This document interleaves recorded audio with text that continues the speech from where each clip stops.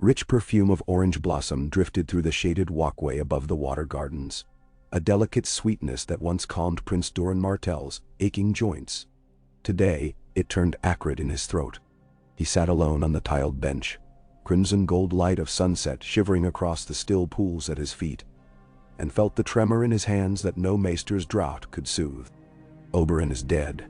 The words pealed like iron bells behind his eyes, each toll striking harder than the last.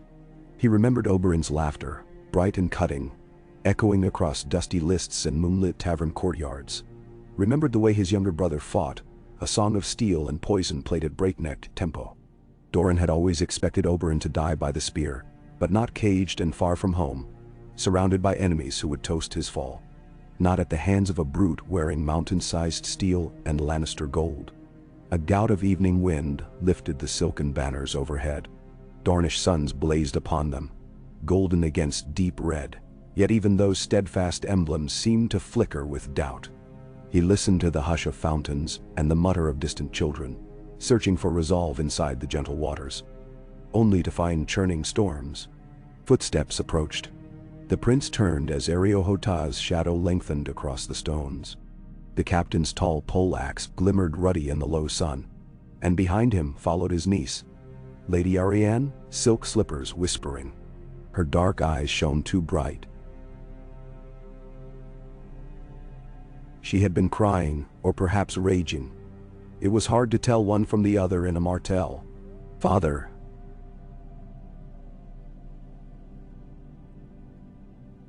She began without bow or courtesy. The people scream for justice. Oberyn and Nymeria ride the streets of Sunspear crying for war. Doran motioned her to sit, though she paced instead. Oberyn died seeking justice himself, he said, voice slower than the water's flow. He believed a single stroke might serve our vengeance. It was not enough. Then make it more than a single stroke. Arianne's hands clenched. Send every spear that Dorne can raise. Make the Lannisters choke on what they have done. Hota remained a silent sentinel, though the tightness in the old captain's jaw betrayed agreement. Even the quiet pillars seemed to lean nearer, thirsting for the prince's word. Doran closed his eyes. 20 years he had played the waiting game, nursing Dornish wounds, weaving secret accords across the narrow sea. The dragons had been his answer, another path to burn the lions without risking all his people. Yet dragons were distant rumors, and Oberyn's laughter was ashes on ground colder than the crypts of Yarnwood. He opened his hand. In his palm lay a strip of parchment, its wax broken. The raven from King's Landing confirming the judgment of the duel, cold and official in its dismissive lines. No apology, no blood price. Only confirmation that the trial was done, the dwarf condemned, and Prince Oberyn fallen. They did not even name the mountain. They merely attached the stylized seal of the lion. War will cost more than spears, Doran murmured. It will cost children, crops, water,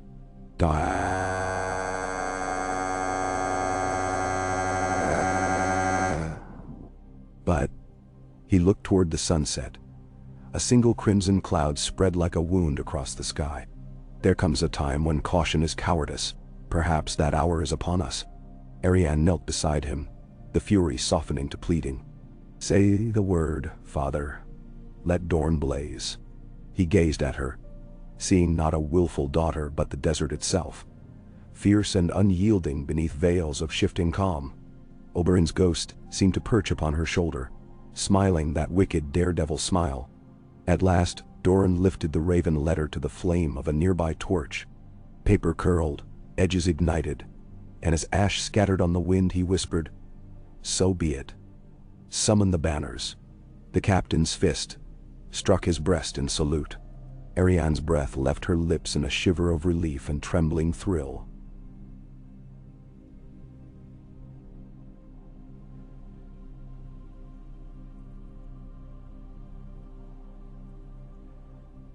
She rose, skirts swirling like a blood-red tide. Send word to the lords of Sandstone, Blackmont, and the Tor, Doran said, voice growing steadier. We ride beneath the sun and spear. The Ironwoods will march, whether they relish it or not. Nymeria may have the command of our vanguard. Oberyn will serve her. And Trystane? Arianne asked. He remains here. Hostage to peace we have already shattered. A shadow crossed his face. One more sacrifice upon the pyre. But we will guard him. And Myrcella, thunder murmured beyond the horizon. Or was it his heart? He met his daughter's fiery stare. Let the lions answer for the viper's blood. 6 days later, the palace at Sunspear throbbed with motion. Sail sails thronged the docks of Planky Town, snapping up every berth for gold and Dornish wine.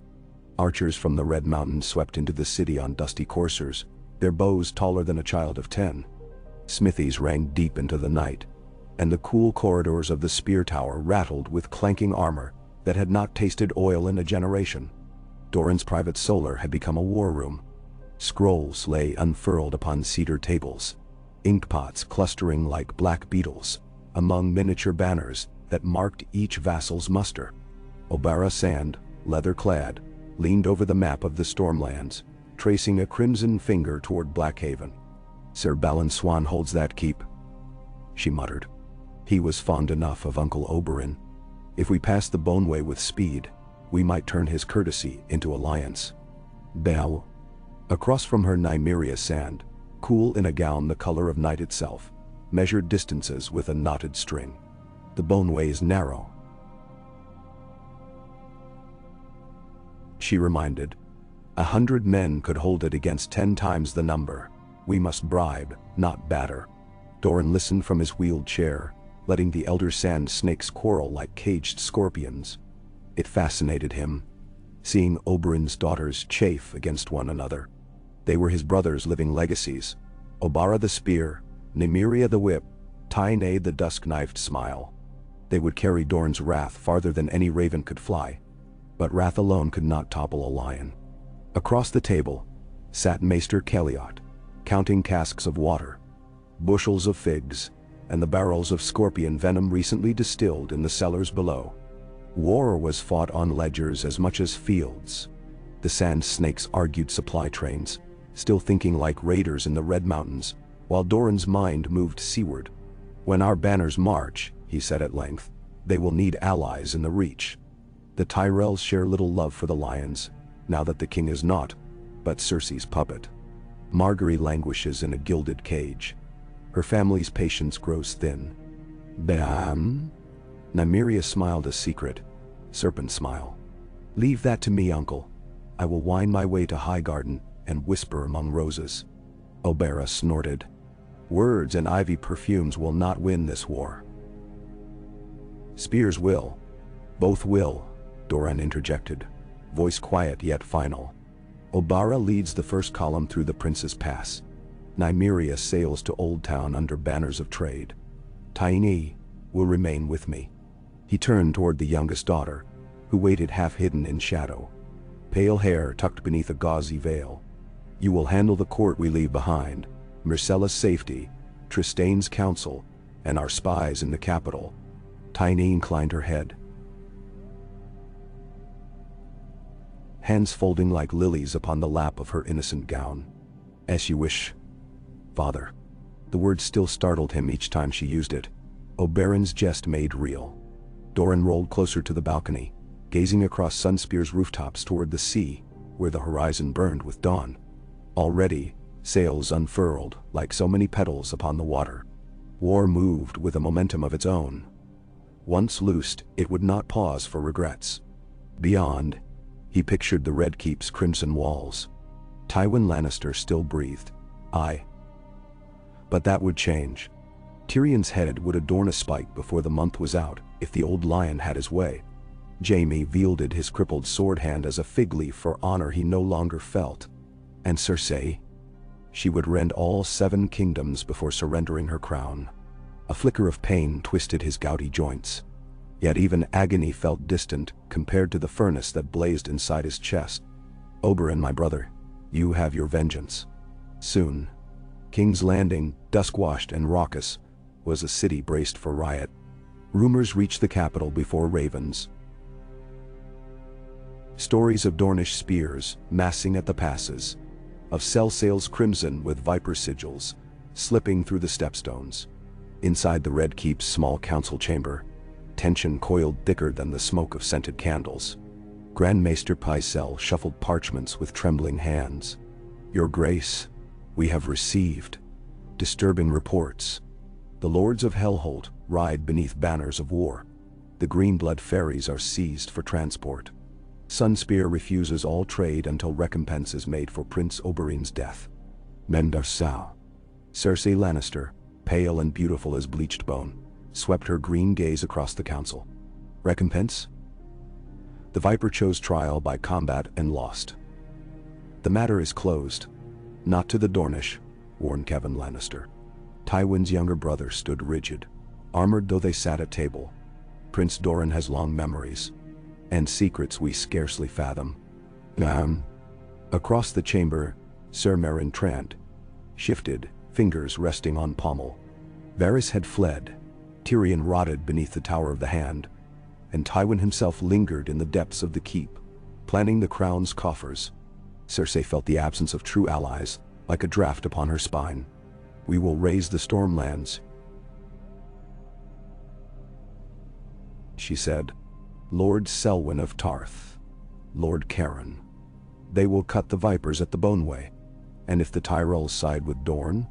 Kevan pressed. "That blooming garden of Vipers would never—" Cersei began, and then recalled the sharp look upon Margaery's face when rumors of her brother Loras maiming reached court.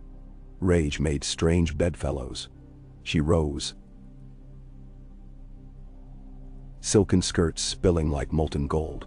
"Send ravens, gather coin, and summon Sir Gregor Clegane from the black cells. If Dorne hungers for war, we shall feed them their own bones." Pycelle's jowls quivered. "Sir Gregor is unwell, my queen." "Then place him atop a horse and lash him upright," Cersei snarled. "Oberyn cost us half a mountain, but the other half remains more than enough to break their pride." As council dispersed, the queen stared through lattice windows toward the darkening harbor. Far off, lightning forked across the sky, the gods flashing their bright knives over the narrow sea. Cersei lifted a chalice of sweet arbor red, savoring its warmth while the night's first rumble shook the stones of Aegon's Hill. "Let them come," she whispered against the glass. "Let them all come. Kings die, princes die, but the Lion Feast continues." In the moonlit desert north of Hellholt, the wind carried a different song. Drums and war horns echoing across scorched flats. Oberyn Sand rode at the vanguard upon a dappled sand-colored stallion, hair bound in a warrior's topknot, scale armor glinting faintly under starlight. 10,000 spears followed, banners snapping. The burning ring of House Toland, the twisting serpent of Blackmont, the bloody scorpion of House Santagar. She reined in atop a low ridge, where ancient watchtower ruins slumped like broken teeth. The army stretched behind her, campfires a tusk constellation upon the earth. Dorne marches at last, she thought, and her blood sang for it. Nymeria had sailed 2 nights prior, vanishing down the river like a black-winged gull. Tyene, that sweet-voiced dagger, would weave her poisons in Sunspear while Abara carved a path of steel. Each daughter answered grief in her own tongue. Beside her rode Darkstar, Sir Gerald Dane, his eyes catching silver light. "The Boneway is narrow," he reminded in a whisper too smooth. "And traitors are cheaper than stone. Suppose the king's gold reaches Tarth before our steel does." "Bow," Oberyn snorted. "Suppose the sun sets in the east. Keep your edge ready, Dane. Blood will call to blood." "Perhaps," he said, gaze slipping to her spear. "Yet be careful, Sand. Rage blinds faster than desert storms." He wheeled away before she could bite reply. Oberyn stared after him, unready trust twisting with unwanted desire. Then she shook it off. "All men are scorpions under their cloaks," her father once warned. "Strike first. Ask mercy never." She raised her spear above her head. Moonshine traced its barbed point. A silent cheer rippled down the ridge, spears lofting like a field of iron reeds. Tomorrow they would march on the Boneway, and the first red rivers of this war would run. In the quiet beyond the host, a child's voice began the ancient song of Nymeria's 10,000 ships. Soft, impossibly soft against the night's roar. Others joined until the tune wove through tents and cookfires like a silver braid. It was a song of exile turned conquest, of grief forged into destiny. Oberyn closed her eyes and let it seep into her bones. Oberyn, watch me. The sand will drink for you, and the lion's roar will drown beneath our storms. Back at Sunspear, tiny sand drifted through shadowed corridors. Pale hands folded demurely. She paused outside the chambers where Myrcella Baratheon brushed her golden hair, the dwarf Sir Hyle keeping watch at the door. Tiny listened. The girl hummed an off-key lullaby from the storm-racked castles of the Stormlands, sweet and oblivious. No harm must come to the princess, Prince Doran had commanded.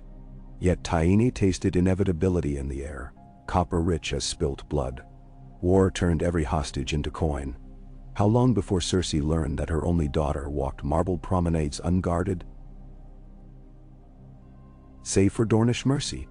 How long before knives in King's Landing sought equal ransom? She slipped onward, soundless, toward the dungeons where one of various shredded spiders waited in manacles. Information cost more than gold. It cost skin and hope. Tiny entered, smiled her gentle smile, and drew a slender vial from her sleeve. "Tell me," she murmured, voice honey-slow, off the whispers in the Red Keep. "Tell me what the lions fear most." The man's eyes widened at the vial's blue shimmer. Tears carved dirty paths down his cheeks as truth spilled quicker than the dream wine that followed. Tyene caught each secret as if gathering rose petals. When she resurfaced into torchlight, the castle bells began a slow toll. 1, 2, 3. A raven had come from Griffin's Roost. Connington banners stir again in the Stormlands. Another front. Tyene inhaled, the bell's bronze lament thrumming her ribs. War flowers bloom everywhere.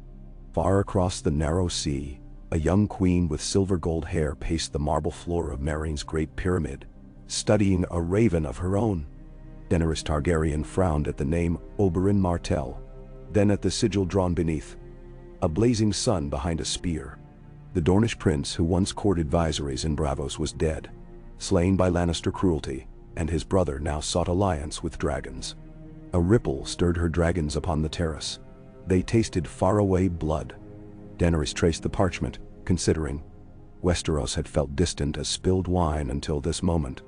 Now Dornish spears thrust a path across the map, pointing toward King's Landing like a promise. "Perhaps," she whispered, "my return need not wait for the perfect hour. Perhaps the hour is forging itself." Outside, Meereen's night air carried the drumbeat of the unsullied training grounds and the restless shouts of freedmen. So many chains yet unbroken. Daenerys closed her eyes against the pull of two worlds, Slaver's Bay and the realm her ancestors forged in fire.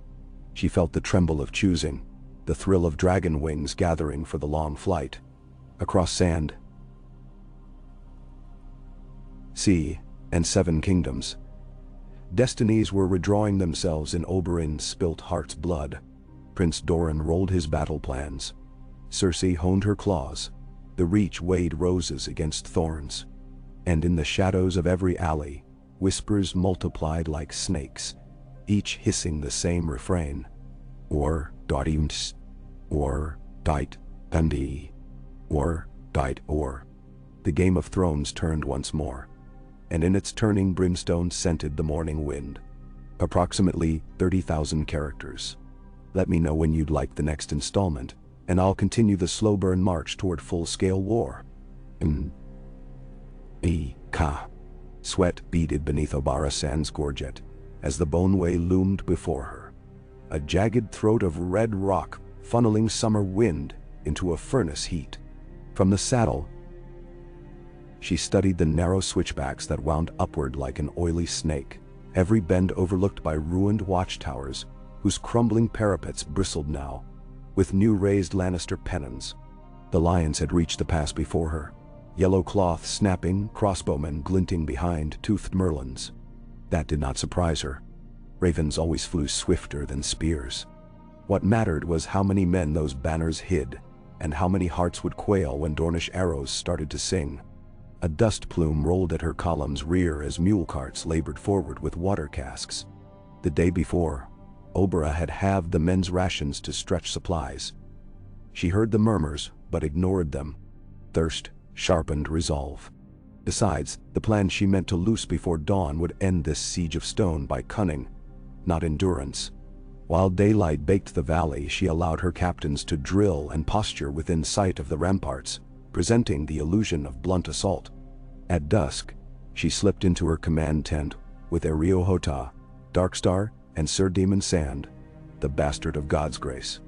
A lone candle guttered on the sand-strewn table between them, its flame small as the hope Doran entrusted to her. "We climb," she said. Damon Sand brushed sweat-tangled hair from his eyes. "Those cliffs are sheer as spears and twice as cruel." "Not everywhere," Darkstar answered in a whisper. He unfurled a brittle parchment map, its margins crowded with ink notations faded almost to ghosts. Old smugglers' scrapes snake up the east face, goat trails, meant for contraband wine and Makar's rain. Close to nightfall we send 500 foot, no torches, no banners. They scale in silence, arrow screens pin the towers, and when the gates unbarred we ride. Hada's brows knit. 500 is half the vanguard. 500 climbers become 10,000 invaders when the gates swing, Oberyn countered. "We name volunteers tonight." Darkstar's smile flashed like polished obsidian. "I already have mine." The bastard of God's grace gave a sniff that might have been admiration or disdain. With Demon, it was ever hard to tell. He tapped the map. "Suppose the smuggler's scrapes have crumbled to sand. Then we die," Oberyn said, rolling her shoulder till her spear haft thumped the rug. "But we die climbing forward, not rotting beneath lionstone." A gust rattled the canvas. Far off a horn hooted, Lannister ears growing nervous under purple dusk. Oberyn dismissed her captains and stepped outside to watch the day bleed into night. Gold turned to copper along the ridge, then to bruised violet.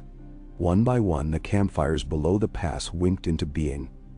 Frail yet countless. She pictured each flame reflected in Oberyn's laughing eyes.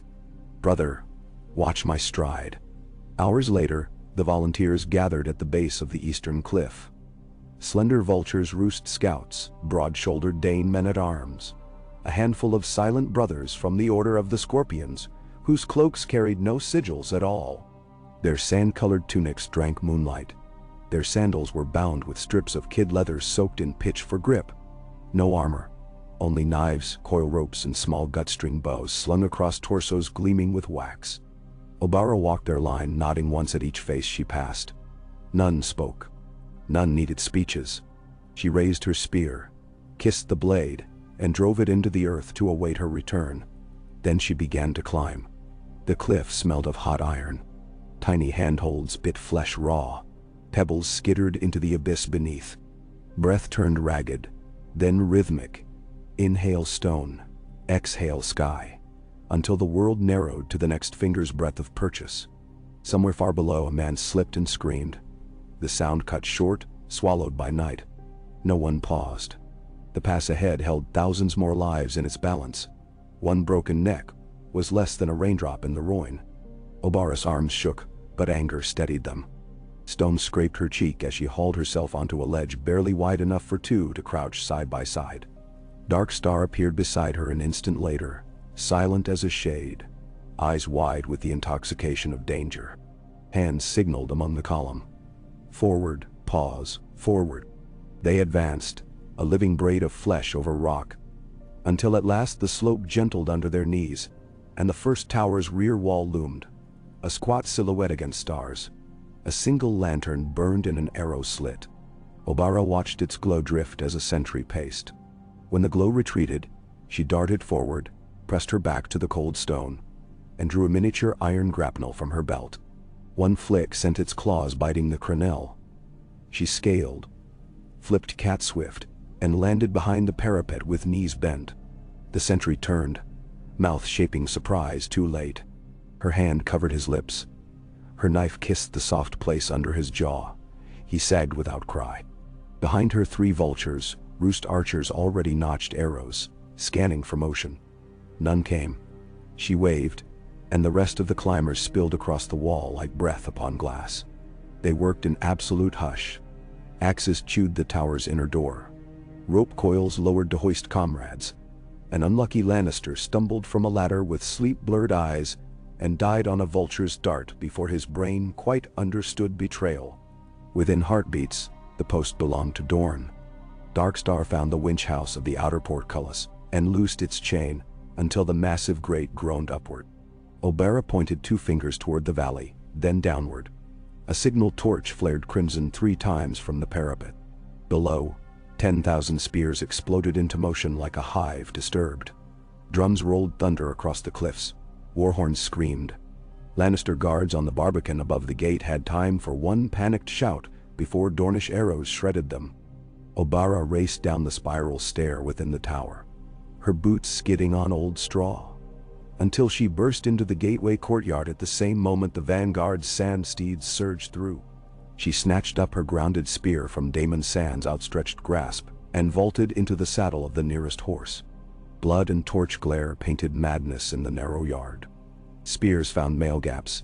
Scimitars rang against shields. And above it all, Oberyn's voice rose raw, "Forward! Sons! Forward, Vipers!" The cry echoed through stone corridors, down to the gorge's throat where Lannister reserves formed ragged square beyond the inner gate. They saw the portcullis rising behind Oberyn's banner and faltered. The red hand of House Martell burned against their knight and their certainty alike. Some held ground. More turned to flee toward the safety of the second choke point, a league deeper within the pass. Oberyn let them run. Fear ate cohesion faster than any sword. By dawn, the Boneway lay behind Dornish lines. Buzzards circled columns of smoke. Litters bore the wounded to surgeons' tents, and Oberyn stood upon the gatehouse parapet, listening to ragged cheers ripple along the road winding south. Her arms shook from exertion now, but triumph steadied her legs. A rider approached carrying a flagged raven tube. He dismounted, bowing. "Message from Sunspear, my lady." She cracked the seal. Tynene's ciphered script flowed in neat red ink. Blood. Her sister would claim, though Oberyn suspected pomegranate wine is likely. The letter told of Myrcella's safe, of Doran's latest counsel, and of a northern storm. Balon Swan rode for King's Landing at Cersei's summons, escorted by 200 knights. Oberyn reread the lines that mattered. Sister of Spears. The Vipers must sting twice in one breath. Ride hard for Blackhaven while Swan's seat is bare of strength. Hold it, and the march is open like a throat to a blade. I enclose a gift. 3 vials. 1 shatters on stone, 2 swirl in wine. Choose your battlefield. For Oberyn. For the dawn yet to rise. Mark down. Your sunny sister, Tyene. Oberyn crushed the parchment, eyes alight. Capture Blackhaven before Swan returned, and Dorne would possess a fortified bridgehead into the Stormlands. She called for Darkstar, Daemon, and the captains, already drafting orders in her mind. No rest. War moved as sandstorms moved. Pausing meant burial. In King's Landing, the air tasted of forge smoke and rotting fish. Tywin Lannister stalked the length of the small council chamber, lion cloak snapping. Cersei watched him pace, hating how the council chamber's candlelight haloed his grizzled mane. It made him look like a golden idol the realm still worshipped. Outside those oak doors men called her queen, yet within them, she remained the girl who once flinched beneath his gaze. The Boneway is lost. Grand Maester Pycelle wheezed. Reports are unconfirmed, Cersei snapped. Riders speak half-truths for coin. Steel speaks truer, Tywin said. Voice level as a whetstone. I sent Ser Flamand Brax to reinforce the Boneway garrison. His head returns in a sack. There is nothing between Sunspear and the Stormlands save a few mountain keeps and the Crown's goodwill. And goodwill has never stopped an army. And now, Kevin shifted uneasily. We might recall Lord Randall Tarley from Horn Hill. He knows those passes better than any man living. We might, Tywin allowed. But first we reinforce King's Landing. Send ravens to Casterly Rock. I want 4,000 spearmen on the Roserad within a fortnight. Lady Stokeworth's levies will swell that to 6. In the meantime, he looked to Qyburn. I trust your work proceeds. Qyburn's smile flickered waxen. Sir Gregor endures. The venom of the Dornish viper was potent, yet not fatal in the quantities delivered. My incorporeal arts have cleansed him of weakness. Soon he will ride again, and no blade forged of common iron will hinder him. Cersei thought of the mountain as she last saw him. Baneful, groaning, face purple with poison. If Qyburn truly restored that monster to strength, and to loyalty, Dorne might tremble. She hid her satisfaction behind a sip of wine. Tywin resumed pacing. Cersei, you will write Olenna Tyrell. Invite her to court. Assure her we cherish the Tyrell alliance, that Margaery is safe and beloved. Convince her to keep her rose-cloaked swords west of the Mander. If Tyrell steel joins Dornish spears, we face a pincer our coffers cannot crush. Menarmal. Cersei bristled at being given tasks like a scribe, yet nodded. Tywin's strategy was ironclad. She would not fracture it before she had something sharper than pride. The final matter came from Pycelle again. Soft, almost hopeful. There is the dwarf's trial, my lords. The city clamors to see justice. Justice, Cersei muttered, remembering Joffrey's purple face. Yes. Let the dwarf hang tomorrow at dawn. Tyrion's name tasted of bile and fear. She longed to see his eyes dim. Then she could bury the last shard of prophecy in her gut. But Tywin raised a hand. No, not yet. Cersei rounded on him. He murdered the king. Your own grandson. He is still valuable. Tywin interrupted. Tyrion's mind is sharper than any blade you own. The Dornish respect cunning. If we offer them the dwarf alive, bound for the same cell that once held Elia of Dorne, they may treat for peace. Cersei's wine sloshed as her fist jerked. You bargain with my son's murderer. I bargain with the future of our house, Tywin said. And do not mistake me, daughter. If circumstance requires, I will slit the dwarf's throat myself. But we trade gold, steel, or hostages, whichever buys victory cheapest. She no longer recognized the man. Or perhaps she did, and this merciless pragmatist had always worn a kinder mask only she herself imagined. Her lips curled into something like a smile, though no mirth lived there. Very well. The imp rots a while longer. Tywin turned away. Her nails bit palm as she watched him. One day the lion's roar would falter, and she would see him broken. That day, not even Qyburn's necromancies could stitch him whole. Aline of the Orphans had never seen Highgarden's famed vaults, but as she followed Nymeria Sand through sunlit galleries of carved marble, she understood the Reach's arrogance. Even floral moats drifting in the air smelled of wealth, lavender, honey, and promise. Aline wore a plain brown dress, yet felt dirt under her nails, brand her a trespasser mid every golden pillar. Nymeria glided ahead in a gown of soft gray, hair pinned with a silver moon. She looked more flower than serpent. Aline alone knew the blades hidden in the seams. At the threshold of the Rose Suite, 2 Kingsguard white footmen bowed them in.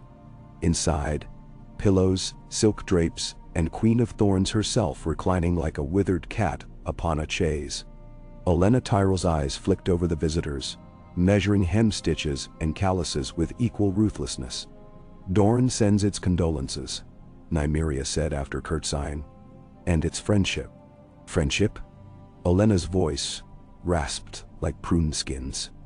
Dorne has never offered friendship beyond daggers laced with scorpion venom.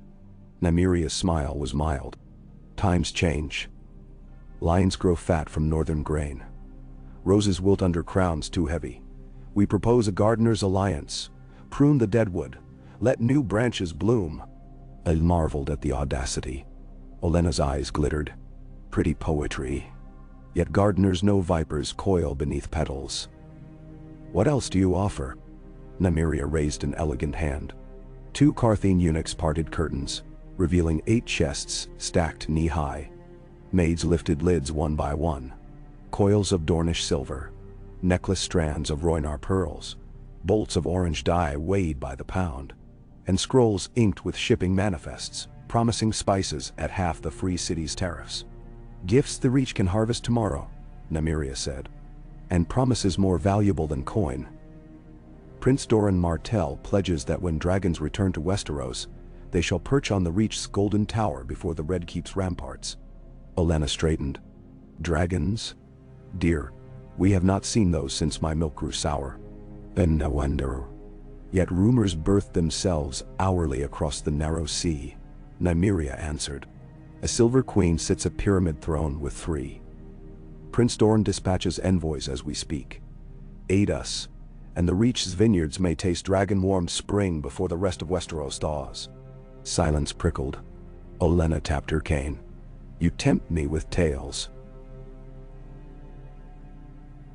But I smell only smoke, not fire. Nymeria gestured again. A runner entered carrying a gilt cage. Inside perched a small leathery creature, wings tucked, a hatchling worm no larger than a cat. Olenna's sharp breath betrayed her. Recovered from the smoking ruins of Qarth's menagerie, Nymeria lied with flawless serenity. One of a clutch the Myrish traders could not cage. It answers only to Valyrian commands. If you doubt dragons live, speak to this one. Aline felt her heart hammer. The creature was real enough, though bred by shadowbinders in Ashai, and dead within a moon's turn. Sleight of blood, Tiny had called it when she passed the crate to Nymeria on the quay at Plankytown. Long enough to sow awe. Olenna's fingers trembled on the bars. I will consider your gardener's pact, she whispered. That is all we ask. Nymeria bowed. The horizon shifts. Wise gardeners plant before rain. As they withdrew, Aline dared a whisper. Will the old rose blossom? Nymeria's smile betrayed nothing.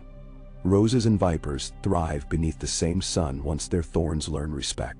In Sunspear, Tiny drifted through the evening hum of courtiers like perfume none could name.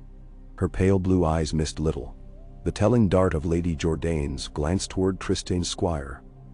The wine-stained sleeve of Maester Calliot suggesting nerves. The tremor in Archibald Euron Wood's goblet hand after word reached him that his cousin fell at the Boneway. Each detail slid into Tyne's mental ledger. But tonight, her path bent toward the abandoned arsenal beneath the Shadow City, where a caged raven awaited bearing feathers black as midnight seas. The message had flown from the Kingswood. Goldcloaks loyal to the crown had arrested a man claiming to be Gendry Waters, bastard of Robert Baratheon, while he ferried forged letters promising Stormlander support for Dorne.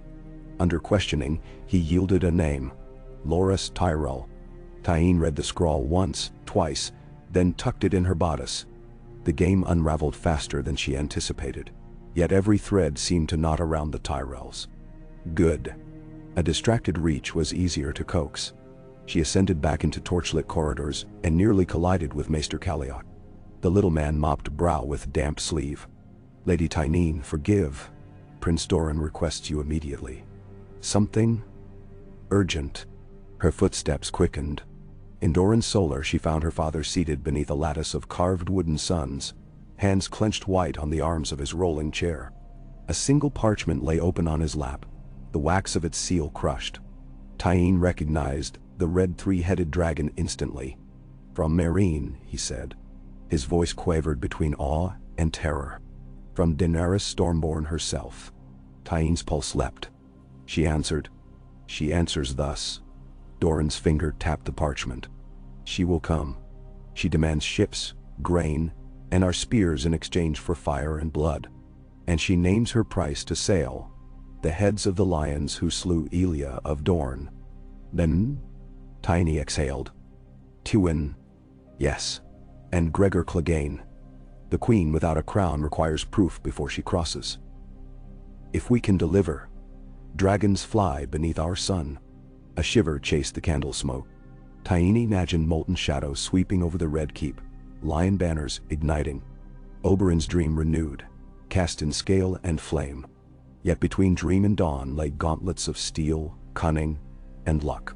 Doran's eyes met hers. Tell me, daughter, can it be done?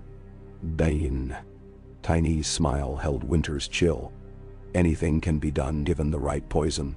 Night palled King's Landing when Jaime Lannister strode through the dungeons to the cell where Tyrion languished.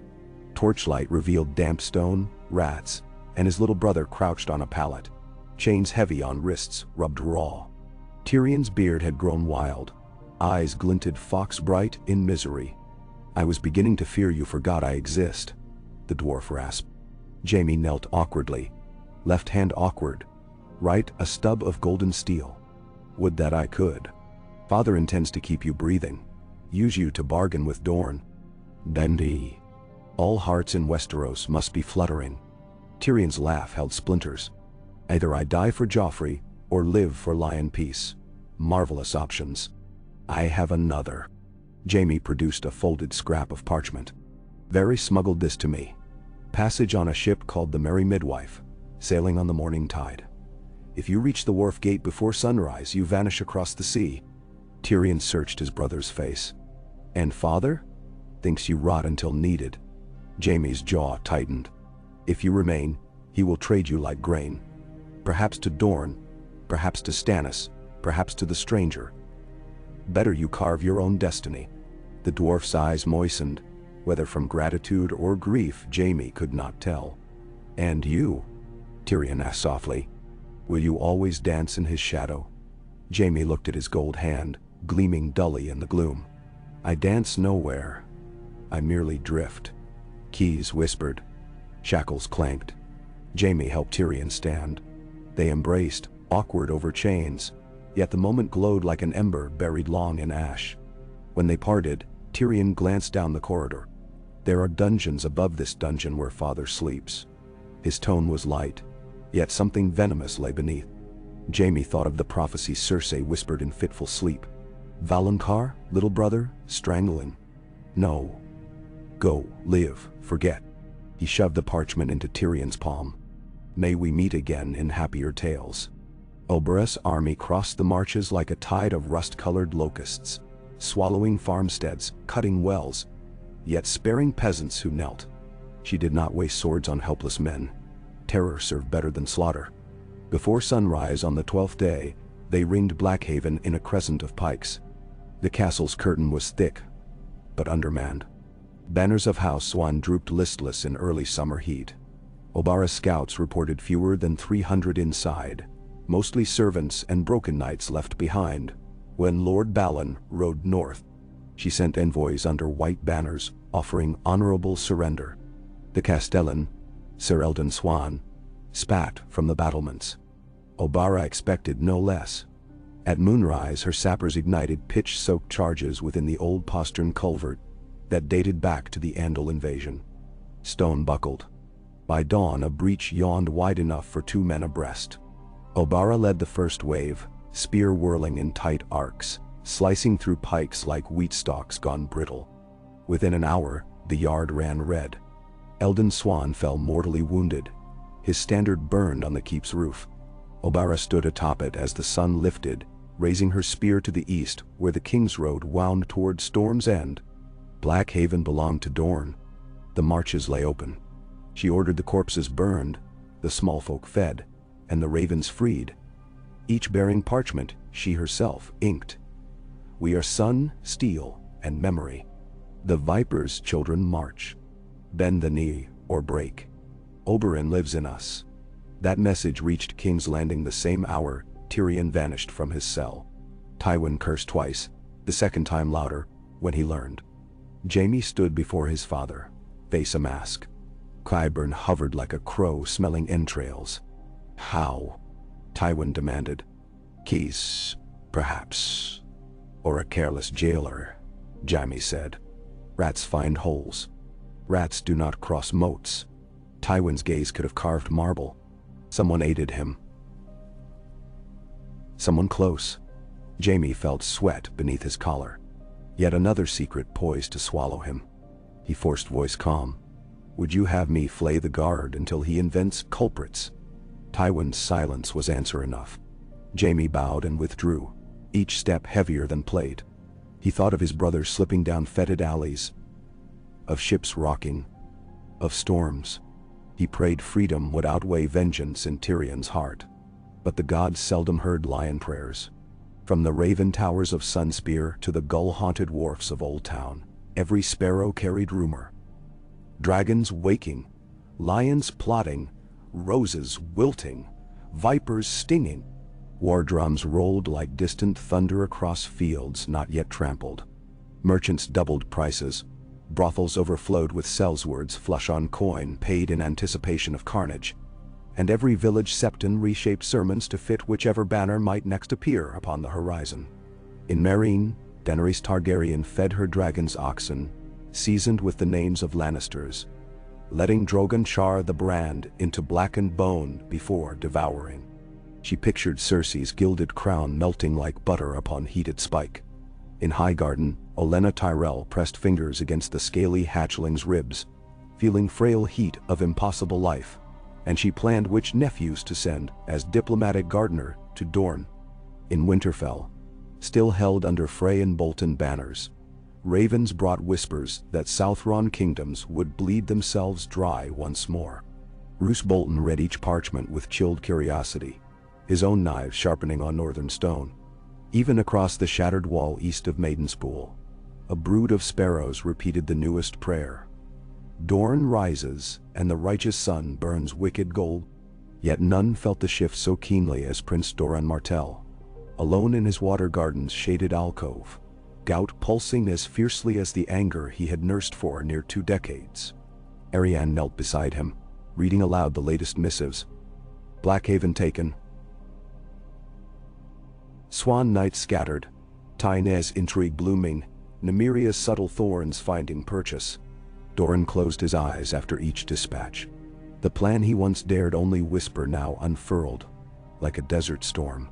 If he opened them again, would he see dragons flying over the stepstones, their shadows long as rivers? Would he smell the smoke of burning lion banners? Would Oberyn's laughter finally echo free of pain? He opened his eyes. Orange blossoms swayed on the breeze. Send word to Oberyn, he said at last. She holds Blackhaven, but the Riverlords may rise. She must dig in, stock wells, sow fear. Tell her patience is a spear's best friend. Arianne inclined her head. And the Tyrell answer? Will come soon. Roses unfurl at first thaw. We must hold until then. He squeezed her hand. Our next victory may not be won by steel at all, but by quill.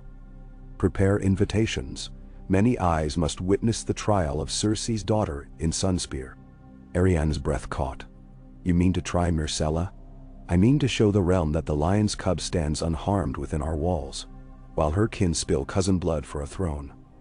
Let them see who guards innocence and who murders it. She smiled, a fierce desert dawn of a smile, and rose to her task. Tyene stood in a quiet alcove outside the Hall of Mirrors, toying with a glass vial no larger than her smallest finger. The liquid inside shimmered blue-black, thicker than wine, with a single silver mote swirling as though alive. One sip could fell a warhorse. One drop could send a man to gentle sleep, from which hearts never stirred. The mountain needed more, but Tywin might only need the whisper. She tucked the vial into her sleeve and felt fate coil tighter round her wrist. Princes, queens, knights, and smallfolk would each play their part in the great dance macabre Oberyn's death had begun. Some would wield spears. Some would wield words. Tiny sand would wield shadows. And when the music ended, the desert sun would rise upon a world remade, or upon dunes strewn with broken vipers. She stepped into sunlight, smiling as children splashed water at the pool's edge. For now, innocence reigned. For now. But war approached with the patience of dunes, swallowing cities. Each grain slipped without hurry, relentless, inevitable, until even the proudest towers of lion gold and rose marble would stand half-buried, wondering when the fall began. Tyene lifted her face to the blazing sky and whispered a prayer to no gods the Septons named. Let the sands remember. Let the fire redeem. Let Oberyn's laughter guide our knives steady as the beating of a desert drum. The day answered with wind hot enough to taste of distant furnaces. Somewhere in those gusts, she thought she heard the faint flap of leathery wings. Ha! Wind hissed through the battered crenellations of Blackhaven like a restless audience waiting for the first stroke of drums. Oberyn stood upon the outer curtain wall, boots braced on sun-warmed stone, watching morning mists crawl out of the Kingswood to pool in the river flats below. The castle smelled of fresh chipped timber and old blood. Fires still crackled in courtyards, where carpenters shaped felled oaks into mantlets, and where the last heap of charred corpses sent faint, greasy trails of smoke into a flawless sky. Beneath that sky banners fluttered, Martell red as pomegranate flesh, Toland's spiral dragons, Dane's falling star, and a dozen lesser sigils, newly sworn. They filled her with fierce, aching pride, yet a colder satisfaction slid beneath. Every banner was an affront to the lions that had once called these marches their doorstep. Let them rage. Let them starve. Doran had set a spear in their flank and meant to twist until bone cracked. Behind her, the clank of a rising portcullis echoed along a vaulting passage. Darkstar emerged first, armor draped in a sleeveless dusk-gray cloak, whose inside lining glimmered violet when it caught the light. He wore no helm, only a simple circlet of steel. The wind tugged silver hair across cheekbones, sharp as broken glass. In one gloved hand, he bore a message case of polished cherrywood and bronze. Raven from Planky Town. His tone, as ever, carried a silken indifference that disguised interest too vivid to conceal entirely. Your sister sends tidings. Good ones, she says. Oberyn imagined Tiny's sly smile behind the wax seal, and broke it with her thumb. Script flowed quick and neat, despite the ship's roll that must have jostled the quill. Nymeria had secured Olenna's promise. No Tyrell host would march while the Old Rose considered most advantageous plantings, words as delicate as spider silk over steel. More. Tiny had coaxed sailmakers and water-cask coopers into feverish labor along the Greenblood. For Prince Doran meant to send ships north along the coast, carrying provisions enough to hold Blackhaven through siege. And last, still written in Tiny's crimson ink, a postscript. Little bird flies toward the capital. Feathers yellow, talons silver. Song may end the roar. Oberyn mouthed those words once, puzzling, before rolling the parchment tight again. Tiny's riddles often sipped poison from metaphor. Little bird could be a singer, a septa, a maid. Talons, silver, coin, or steel. She would learn in time. She slid the tube beneath her belt and turned to Darkstar. The reach stays its hand. For now. That buys us breathing room, not feasts. I want every cistern lined before sundown and cattle from the villages herded inside walls. The villagers complain already, he said. They fear their herds will be bled dry to feed soldiers. They are not wrong, Oberyn answered. But if Lannister or Stormlander levies burn their farms, they will starve with no walls at all. Better anger now than corpses later. Darkstar's smile barely tugged his lips. Pragmatic as always, Sand. Yet even you require allies who do more than obey from fear. Fear's a fine mortar. She said, then softened the words with a shrug. Send word. Any man who brings us a fat goat or a ton of cider earns silver twice its worth. That should hush grumbles. He inclined his head, but his eyes lingered on her with something between amusement and approval. She ignored it. Night before last she had broken bread with him by the hearth in the great hall, and for an instant, just an instant, the silver flicker in his gaze had felt less like threat, more like promise. She would not indulge that. The war was young. Hearts were best kept sheathed. A horn brayed from the watchtower overlooking the eastward road. Conversation stilled in every courtyard. Distant blacksmiths paused with hammers raised. The horn cried again. 2 long notes, then 3 rapid, riders approaching. Unknown banners. Oberyn's spear was in her palm before thought. She vaulted the Merlin and climbed the steps to the highest turret. Darkstar pacing behind. There, through a battered spy hole, she saw dust plumbing along the road and the rippling line of perhaps 100 horse. At their fore flew a white field quartered by black and yellow, the arms of House Tarth. And beside the broad quartering, another flag, a winged silver seahorse, Valerion. That gave her pause. Tarth owed fealty to Storm's End, but Valerian ships served a royal fleet. What twist of waves cast Stormlander and Crown Bannerman together on the King's Road? Within a quarter hour, the riders drew up before Blackhaven's south gate. Shields bright, caparisons shimmering. Sir Galadon Tarth led them, brother of the famous Brienne, a courteous man in Oberyn's half-forgotten memories of a tourney at Bitterbridge. He flung back his helm, sun-catching cropped pale blue hair. "In peace I come," he called. "I bear letters from Storm's End and White Harbor alike, and from Lord Selwyn of Evenfall." Oberyn glanced to Darkstar. "White Harbor? The north?" He shrugged. They descended. In the gatehouse yard, Sir Galladon dismounted and bowed, though sweat streaked his brow. "My Lady Oberyn Sand, Captain Dane. Word travels fast as wildfire. You hold Blackhaven with Dornish spears. Some call it bold. Some, madness. I call it opportunity. Opportunity rarely rides under two banners," Oberyn said, pacing before him. "Speak plainly." He drew a parchment stamped with a trident and wolf's head. "This missive is from Lady Lyanna Mormont, acting voice of House Stark. Rumors reach Bear Island that the Lannisters would bleed south and north, both to keep crowns forged in usurpation. The North remembers its own quarrel with the Lion." He handed her the scroll. "She extends respect to Prince Doran's cause, and suggests trade. Grain from the Neck and mutton from the Flint Hills to feed your host, in exchange for Dornish quarrelsome wine, and whatever ironwood you may secure." Oberyn unfurled it.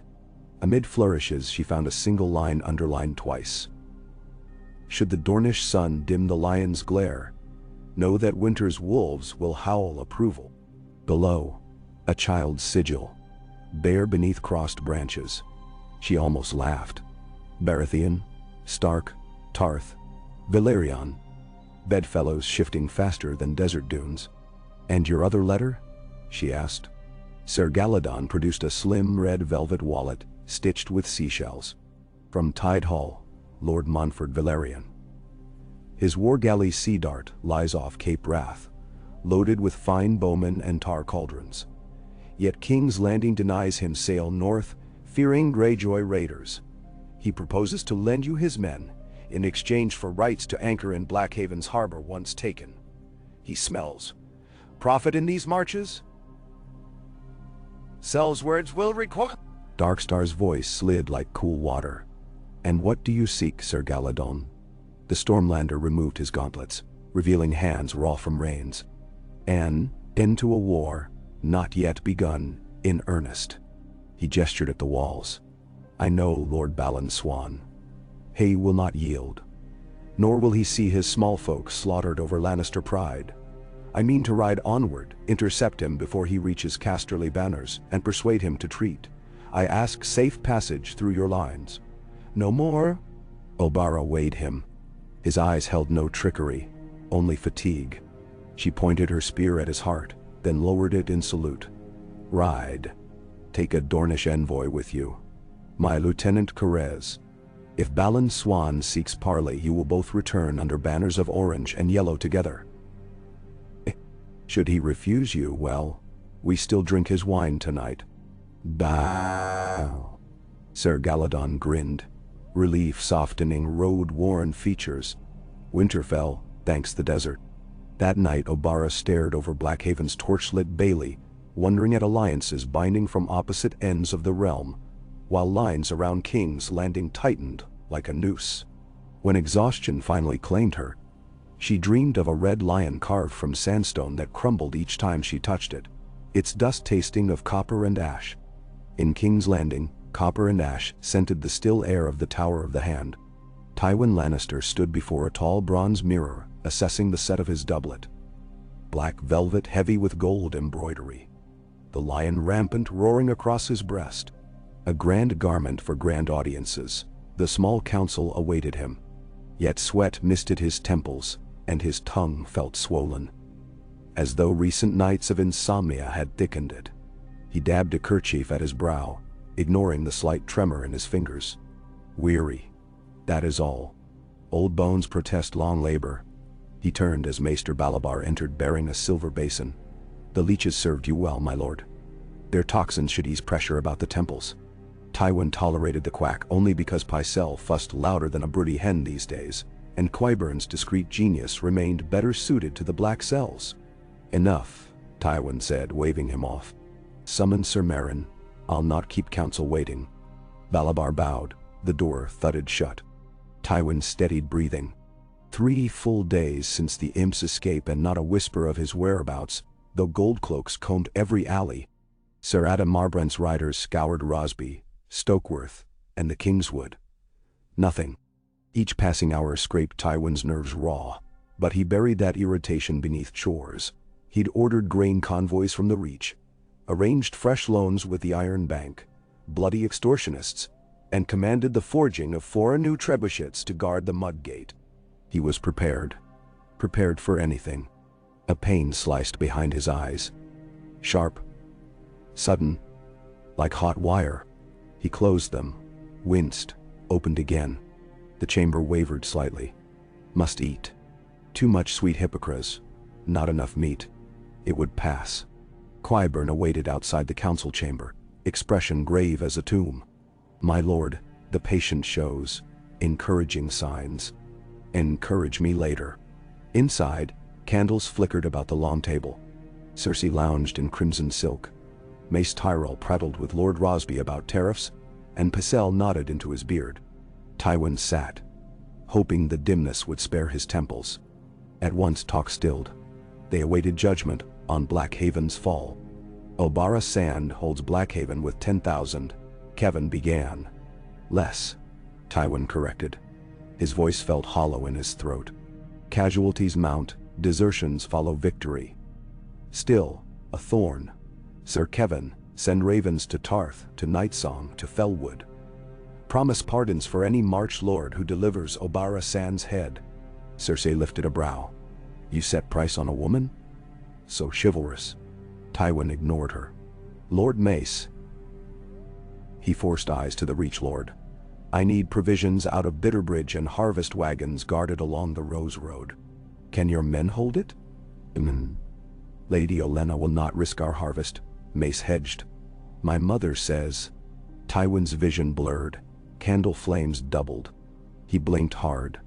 Your mother's not hand of the king, he said, harsher than intended. A copper taste filled his mouth. Cersei frowned. Father, perhaps you should rest.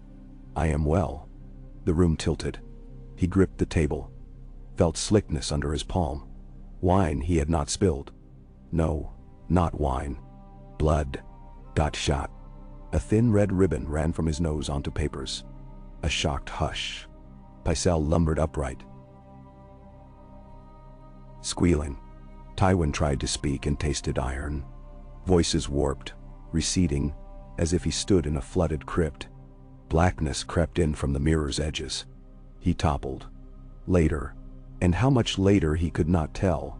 He sensed cool cloth at his brow, soft footfalls, murmur of maesters. A single lantern glowed. The world smelled of lavender oil, and faint beneath it, something bitter. He attempted to command his tongue, but it lay thick behind teeth, numb as fat. Shapes hovered. Cersei's pale oval. Qyburn's hollow cheeks. Pycelle clutching vials. Snatches of words drifted. Stroke. Blood vessels. Humors. No leeching now. He thought to curse them all, but syllables fled his grasp. Only one clear sound remained. A distant, half-remembered laugh, sharp and bright, echoing across some Dornish courtyard he once walked in his youth. Beneath the Red Keep, in the vaults where dragon skulls had hung for a century and more. Sir Gregor Clegane breathed again. His chest rose by slow inches. Each exhalation rasped through bandaged teeth. Armor lay strewn nearby. Plates removed for treatment now glistened dull with blackened oil.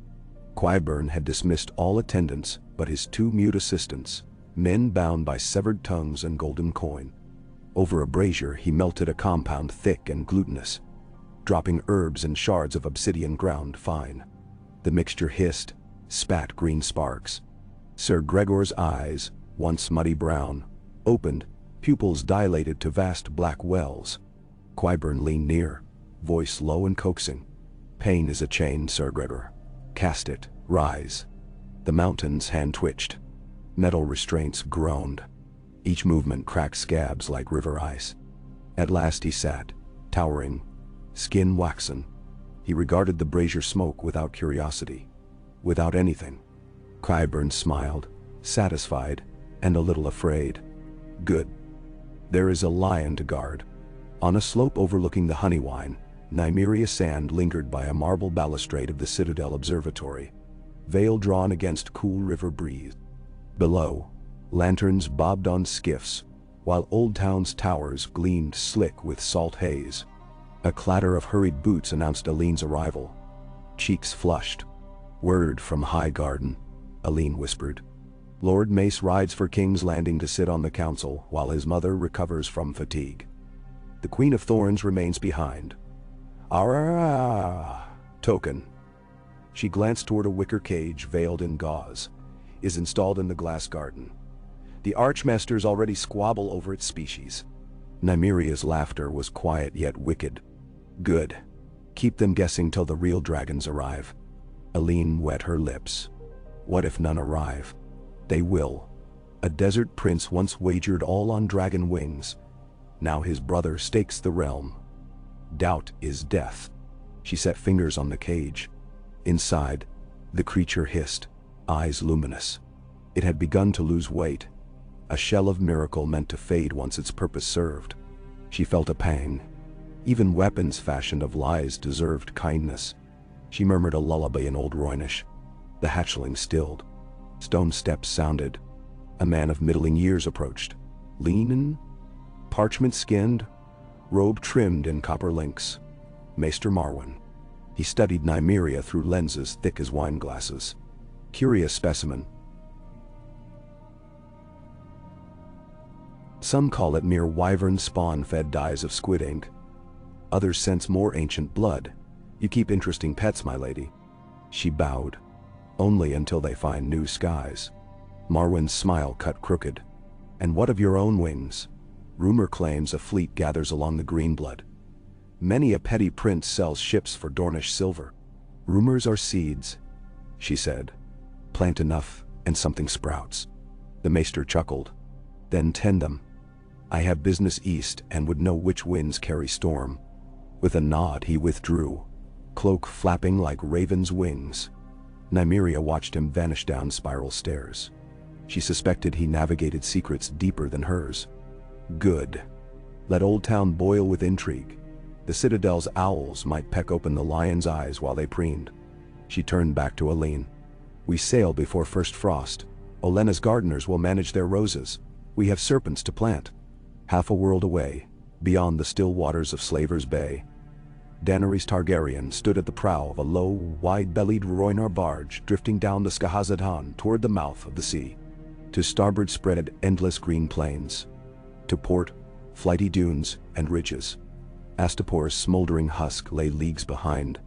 She had departed Meereen at dusk, 3 days prior, leaving Dario, Grey Worm, and Hisdar zo Lorak to hold the city in uneasy council. Missandei and 20 Unsullied accompanied her. So did the 3 dragons, though only Drogon rode free overhead, banking in slow arcs, while Rhaegal and Viserion clung to the mast ringed with iron. In her hands she cradled Prince Doran's second letter, lines memorized yet read anew each sunrise. He had sent a ship to Valyria with supplies for her eventual crossing. Such boldness and cunning. He offered safe harbor at Sunspear with promises of ships enough to convey half her army, and Wyvern's Peak granted right to march inland unopposed. She closed eyes. So long she had resisted the pull of Westeros. Now the leash snapped taut. Oberyn's death, Lannister arrogance, Martell offers, and the witness of children still in chains along Meereen streets. Justice demanded more than one city's liberation. Justice wanted the world. A gull cried. She opened her eyes to see, in distant haze, masts crowded together at the river mouth. 20 at least, painted hulls bearing sun and spear. Her heart kicked. They came as promised. She felt the river's rhythm quicken beneath the deck. Barristan Selmy joined her, lean face creased with concern. Your Grace. Scouts report Yunkai gathers sell sails. They mean to retake the city once you depart. Yes, she murmured, but they will find Meereen dug in. The thought cast a shadow. Grey Worm, Dario, all those left behind. Yet liberation chained her if she lingered past its moment. The slavers can follow me across the sea for all I care. Let them burn on dragonfire at King's Landing's gates." Barristan brushed wind-tossed hair from his brow. "Then it begins. Let this old knight see Westeros once more before death." She touched his arm, grateful beyond measure. "You shall." Drogon shrieked overhead, windscarf slicing sky. The river mouth widened into the sea, where Dornish sails dipped in salute. Daenerys lifted her chin, tasting salt spray tinged with scents of home she barely remembered. Pine smoke, damp moss, mountain air. Let the world tremble.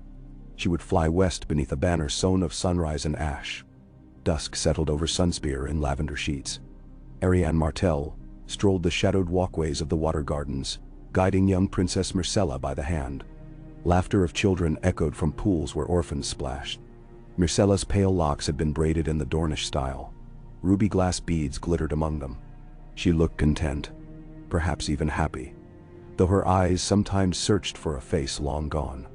They paused beneath a fig tree heavy with fruit.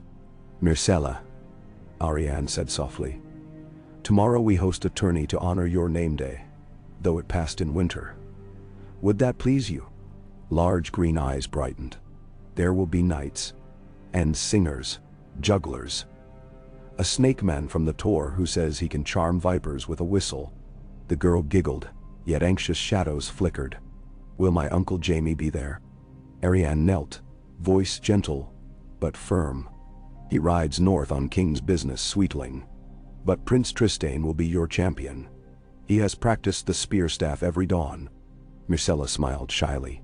Arianne felt a twist of guilt, using a child as fragile token in this war. Yet she would keep the girl safe. Dorne's justice did not kill children.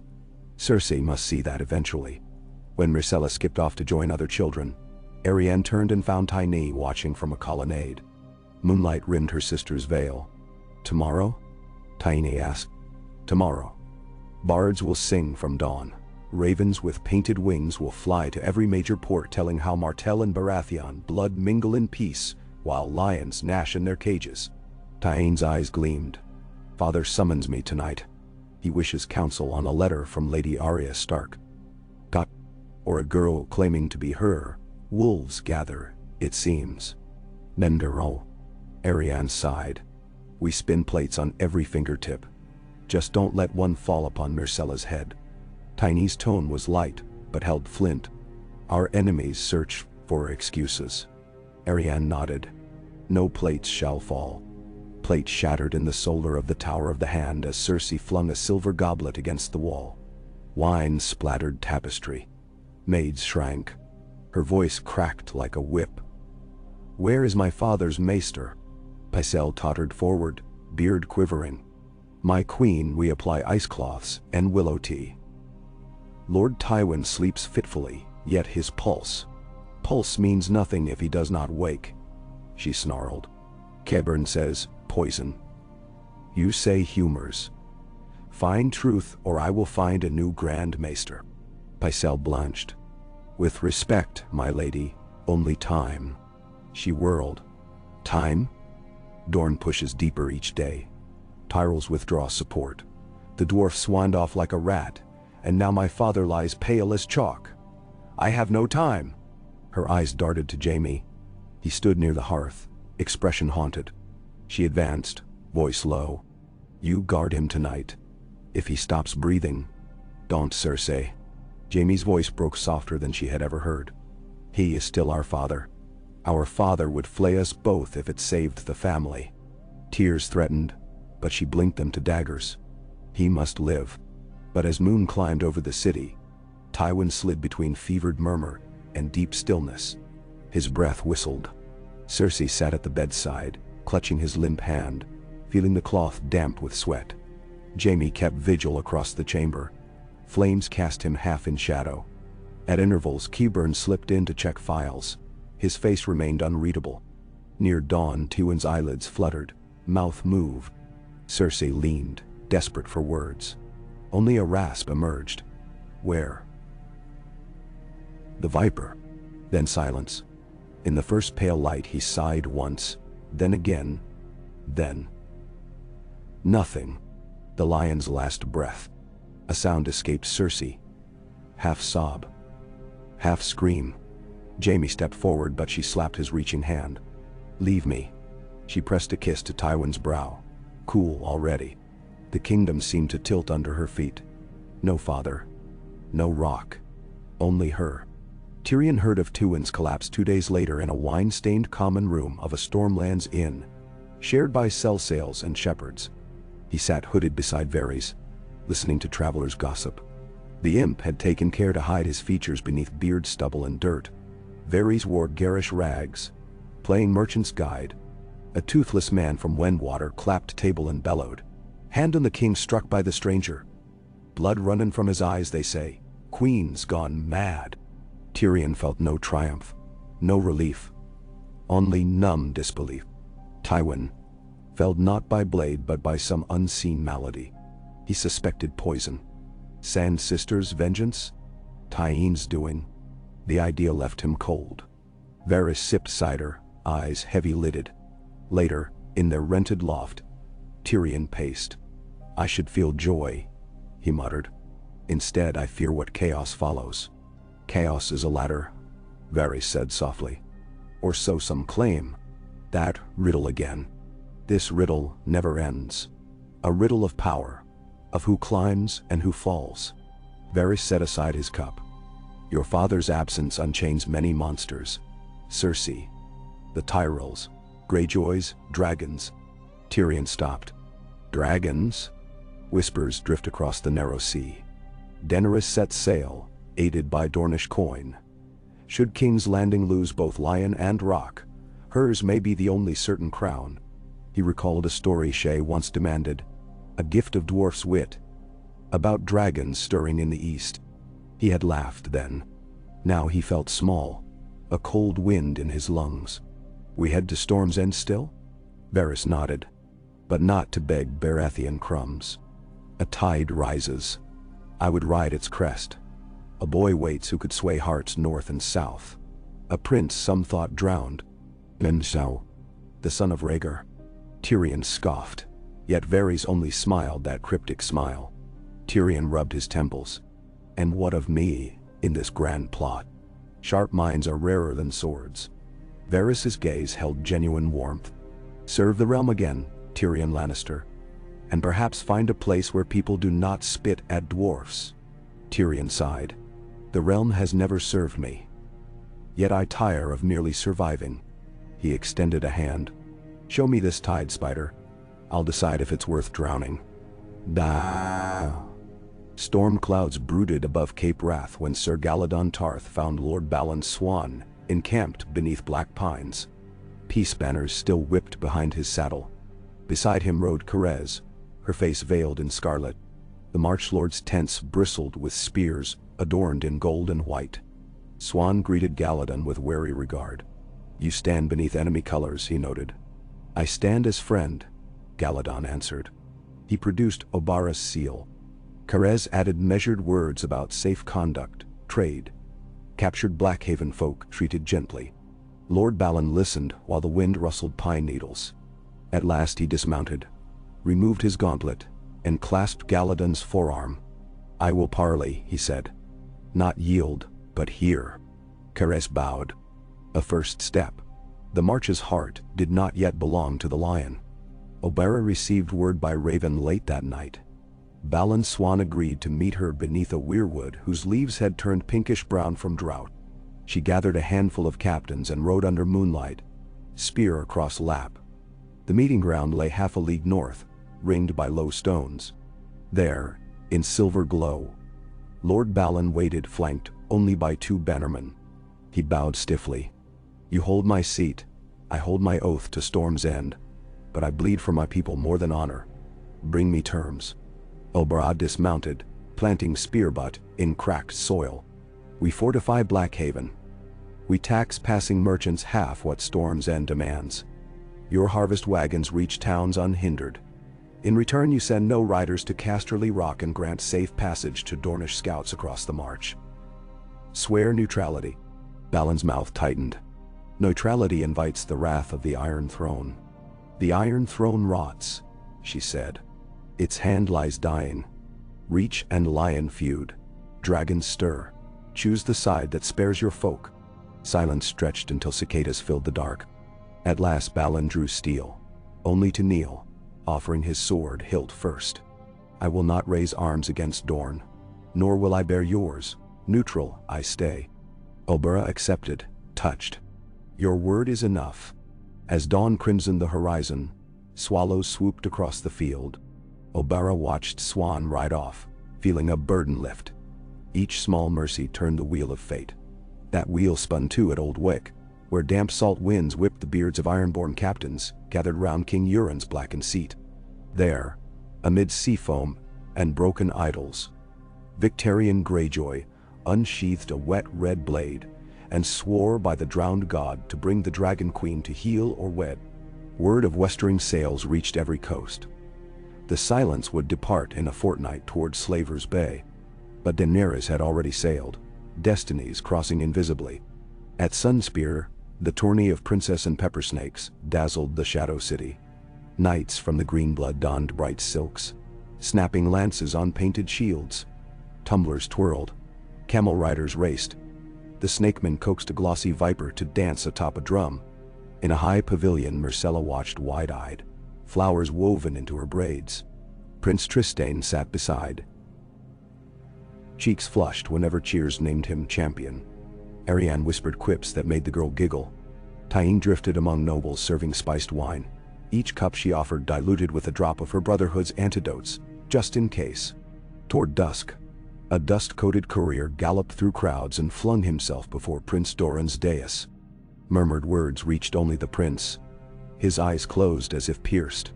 He rose with effort, leaning on Arianna's arm, and addressed onlookers in a trembling yet clear voice. Lords and ladies of Dorne, children of the Rhoynar, hear me. Tywin Lannister, Lord of Casterly Rock, Hand of the King, is dead.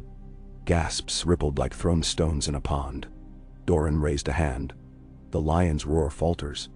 Yet remember, we fight not for vengeance alone, but for a realm freed of tyranny. Hold steady.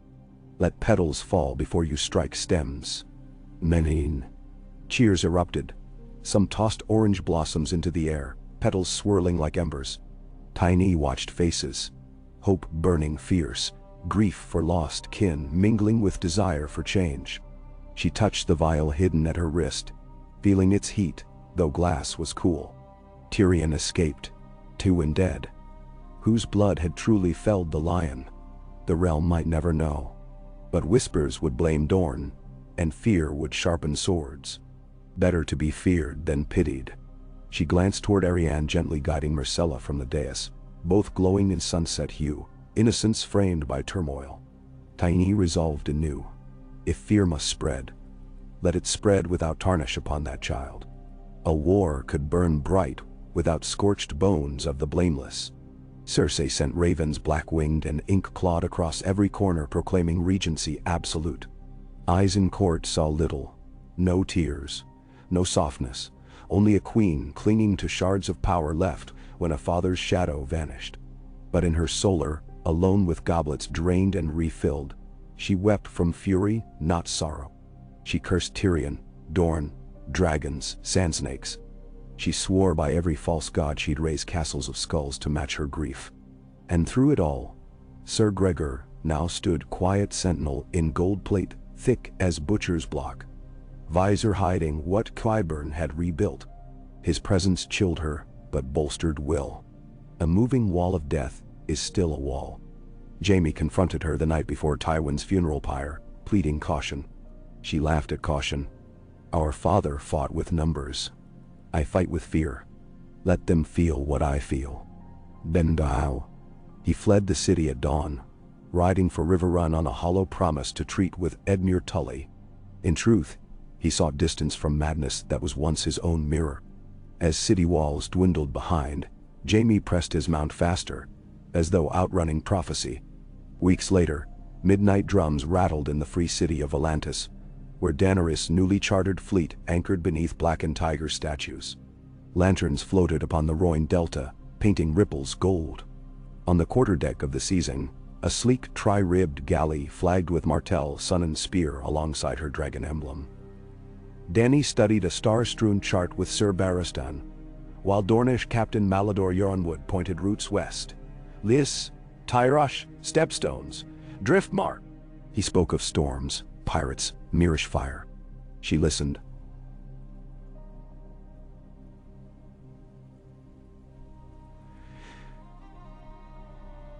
Steady.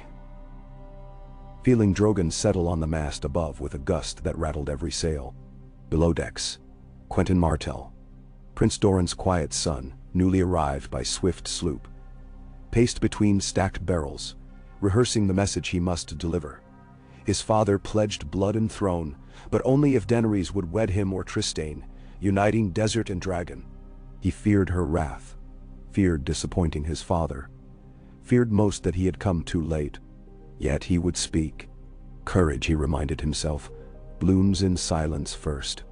In the Godswood of Storm's End, Tyrion knelt before an ancient oak scarred by lightning. Varys stood beside with hood drawn. Ahead awaited a gaunt young man with dark hair curling over brow, eyes pale as winter sky. He wore a doublet faded but fine, stitched with a three-headed dragon wrought in black and red. Tyrion Lannister, Varys said. May I present Aegon Targaryen, true-born son of Prince Rhaegar and Princess Elia. Your nephew by marriage to the sister you defended before you ever knew her name. Tyrion's breath caught. He remembered Elia's quiet voice in stories, her laughter silenced by Gregor Clegane. He reached, touched the young man's sleeve. Half believing, Elias boy, you live? I lived hidden, Aegon said, voice grated with river pebble roughness of many tongues. Now I wish to live free, beneath dragons and sunshine. The world may eat you first, Tyrion murmured. Yet something flickered. Hope, vengeful and bright. Perhaps together we dine upon it instead. Thus the dwarf accepted a new prince's cause, guided by a spider's whispers. Stormwind stirred among leaves overhead, as though the old gods exhaled caution. Winterfell's rebuilt hall glowed with hearth fire where Sansa Stark listened to Raven's news beside Lady Brienne of Tarth. The North remembered. And now the North heard the lion weakened. The sun rising, dragons flying. Sansa closed her fingers around parchment that carried Oberyn's name, Doran's seal, and a single droplet of wax shaped like a teardrop star. We will answer, she told Brienne. Not with swords yet, but with open ears. Her voice trembled, with long-buried dreams of justice. Justice, or vengeance, loomed in the blacksmith district of King's Landing where Tiny Sands, little bird at last unfurled talons. An apprentice armorer named Silvertalon Joss, half Dornish, half Crownlender, sang at smoky taverns for coin. Tiny, months ago, had paid his debts and given silver feather brooches to his sisters. Now, with subtle nudge, he was invited to the Red Keep to tune the High Septon's harp dodot. Alone he wandered corridors, until reaching a storeroom where Grand Maester Pycelle kept herbs. There he swapped a single vial. The next morning, Pycelle brewed tonic for Queen Cersei. A pinch too much of nightshade turned stomach acid into knives. Cersei vomited blood for hours, surviving only by Qyburn's frantic bleedings. Rumors spread like wildfire. Witchcraft, Dornish poison, Tyrell plot. Cersei raged, ordered Pycelle confined to his tower, and empowered Qyburn as acting Grand Maester. Tyne's smile, far across desert sands, glimmered swift before vanishing in the cup from which she sipped pomegranate wine. Ravens crossed again the boneway bearing parchment sealed by Lord Yorenwood, fivefold of the march. Omens speak, banners wave. Prepare for frost beyond walls. Snow, in summer. Oberyn puzzled at that until dawn when fragile flakes spiraled down over Blackhaven's towers. Impossibly early snow, carried south on some freak gust. Men marveled, children laughed. Horses snorted. Oberyn watched white cling to her spear's blade, melt on contact, vanish. Strange portent.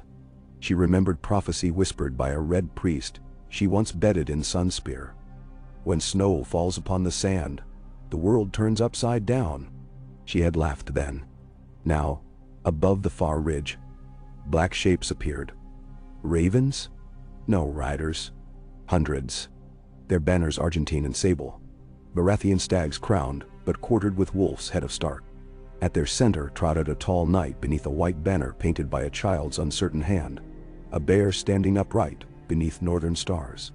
Sir Lyn Corbray rode beside him bearing trident and moon. North and Vale allied at a marchlord's cause. Oberyn's pulse quickened. Open the gates, she ordered. Let us hear this new song. At sea, gale winds battered the seizing's masts as fleet cleared Volantis. Lightning-webbed clouds, rain-hammered decks. Yet Daenerys' laughter rang wild. Her first taste of open black water and storm. Drogon rode roiling skies, roaring back at thunder. Sailors muttered prayers while Sir Barristan barked orders to reef. Quentyn clung to rail, pallid, but found voice enough to stand before the Queen amid maelstrom and declare his father's proposal of marriage alliance. She stared, hair whipping silver strands across kindle-bright eyes. Marriage? She tilted head. Would you wed me? Quentyn swallowed seawater. I would serve you, my queen. But Prince Trystane is younger, court-bred. Dany laughed again, not unkindly. We speak later. Survive this first. She flashed a grin. Consider it a trial.